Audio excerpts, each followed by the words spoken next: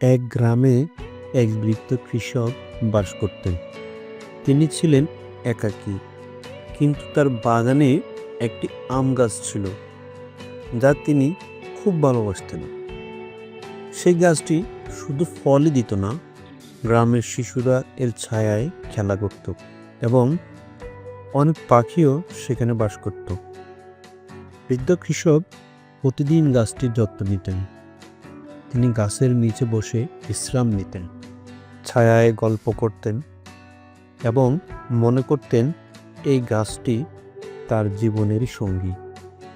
কিন্তু তার ছেলে, যিনি শহরে বসবাস করতেন, একদিন গ্রামে ফিরে এসে বললেন, বাবা, ওই গাছটি কেটে ফেলুন। গাছের কাঠ বিক্রি করলে অনেক টাকা পাবো। তাছাড়া জমিটা ফাঁকা করে এখানে একটা নতুন বাড়ি বানাতে পারে। বৃদ্ধ কৃষক তাকে বোঝানোর চেষ্টা করলেন, এই গাছ শুধু আমাদের নয়, সবার জন্য উপকারী। এটি ছায়া দেয়, ফল দেয় এবং অনেক প্রাণীর আশ্রয়স্থল। গাছ কাটলে আমরা শুধু অর্থ হারাবো না, মানুষের আস্থা আর প্রকৃতির উপকারিতাও হারাবো। কিন্তু তার ছেলে জোর করল।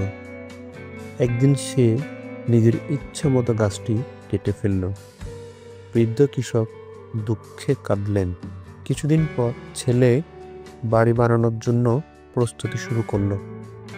কিন্তু গ্রামে বন্যা এলো। বাগানে কোনো গাছ না থাকায় পানি পুরো জমিতে গড়িয়ে পড়ল এবং নতুন বাড়ির সব পরিকল্পনা ধ্বংস হয়ে গেল। ছেলে এবার উপলব্ধি করল, আমার লোভের কারণে শুধু গাছই নয়, প্রকৃতির ভারসাম্য নষ্ট করেছি।